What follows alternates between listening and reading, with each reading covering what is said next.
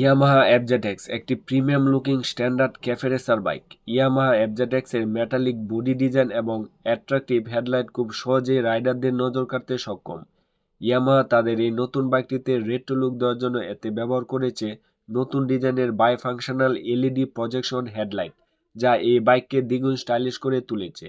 ইয়ামাহার এই বাইকটিতে second generation fuel injection ব্যবহার করা হয়েছে, যার ফলে বাইকটি থেকে বেশ ভালো মাইলেজ পাওয়া যাবে। পাশাপাশি এই বাইকে রয়েছে 150 সিসি এর 4 স্ট্রোক 2 ভালভ এয়ারকুল ইঞ্জিন। ব্লোকোর ইঞ্জিন থাকার ফলে এই বাইকের পাওয়ার লস কম হবে বলে আমাদের ধারণা। বাইকটির ফুয়েল ট্যাঙ্কি এভারেজ, এটির ধারণ ক্ষমতা 10 লিটার, তবে এই বাইক থেকে বেশ ভালো মাইলেজ পাওয়া যাবে। বাইকটি প্রতি লিটারে প্রায় 40 কিলোমিটার চলতে সক্ষম। অপরদিকে এটি প্রতি ঘন্টায় প্রায় 120 কিলোমিটার টপ স্পিড দিতে সক্ষম। এই বাইকের মাডগার্ডে এবং বডির বিভিন্ন অংশে মেটাল ব্যবহার করা